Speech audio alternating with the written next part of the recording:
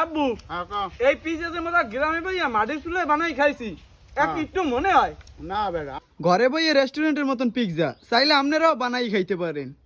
আসসালামু আলাইকুম দর্শক, সকলটি কেমন আছেন? ছোট বইনে অনেকদিন ধরেই একটা আবদার করছে যে পিৎজা খাইবে। তাই আজকে আটখালা যাই এই রুটি লই আইছি। আজকে এই রুটি দিয়ে আরে দোকানের মতন স্পেশাল পিৎজা বানাই খাওয়ামু। তাহলে মগো লাগে পিৎজা বানানো শুরু করে দিই।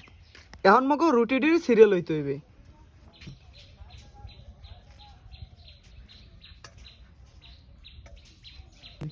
রুটি সেরা হয়ে গেছে, এখন সুজি দিয়ে দিমু।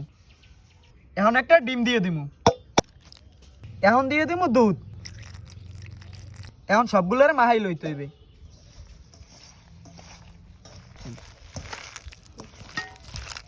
মুগো রুটিটা মাহা হয়ে গেছে।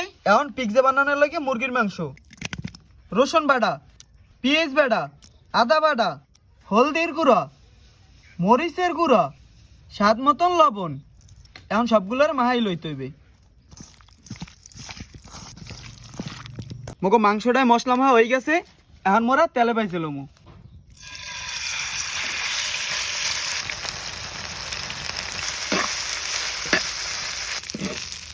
মুগো মাংসটা ভাজা হয়ে গেছে। এখন মোরা উড়ি খেলাম। এখন মোরা রুটিটা দিয়ে দিমু।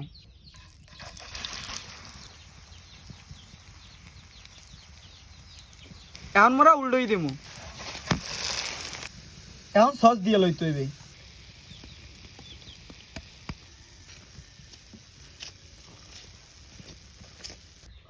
এখন মোরা মাংসটা দিয়ে দিমু।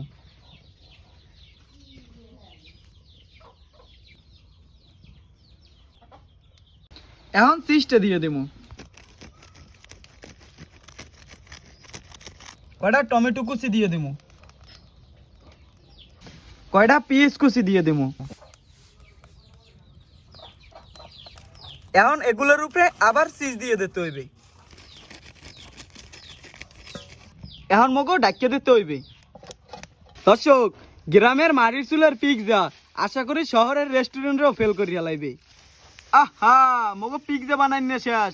এখন খালি খাইয়ে দেওয়ার পালা যে কেমন হয়েছে। দর্শক, ঘরে বইয়ে রেস্টুরেন্টের মতন পিৎজা চাইলে আপনারাও বানাই খাইতে পারেন। দর্শক, পিৎজা তো বানাই না শেষ, এখন কাটিয়া আব্বুরে লই খাইয়ে দেই যে কেমন হয়েছে। আব্বু কাটা তো শেষ, তাই বিসমিল্লাহ করে লও। আচ্ছা দে জাল লাগিয়ে বানাই ছাড়ে দেবা না, খালি আব্বুর লইই খাও। আরে সুবহানাল্লাহ, আমার তো বড় একটা অপরাধ হয়ে গেছে। তাড়াতাড়ি আও আপু, তুমি আগে না, ওদিকে আও। এই লো আব্বু, তাই তুমি লো ধরো। দর্শক, এখন বিসমিল্লাহ কই খাইয়ে দেই যে কেমন হয়েছে। আব্বু দেখাও। আচ্ছা বিসমিল্লাহ। আব্বু এই পিৎজা যে আমরা গ্রামে বইয়া মাটির চুলায় বানাই খাইছি একটু মনে হয় না বেড়া, আমার তো মনেই হয় না যে আমরা গ্রামে মাটির চুলায় বানাই এইগুলো খাইতে আছি। আমার তো মনে হয় ঢাকা বই একবার খাইছি, একাল হুবও ফেরত পাইতেছি। হ্যাঁ ভাইয়া বেশি না, সপ্তাহে এবিল একটু বানাই খাওয়াইও, হেলি হইবে। হ্যাঁ, এটা তো তোমাকে ভালোই হয়। দর্শক, আশা করি আজকে আমাকে ভিডিওটা আপনাকে হগুলিদারে খুবই ভালো লাগছে। আর আপনারাও চাইলে কিন্তু ঘরে বইয়া খুবই অল্প সময়ের মধ্যে এই রকমের একটা রেস্টুরেন্টের মতন পিৎজা বানাই খাইতে পারেন। তো সবাই ভালো থাকবেন, সুস্থ থাকবেন। দেখা হবে আগামীকাল নতুন কোনো ভিডিওতে। আল্লাহ হাফেজ।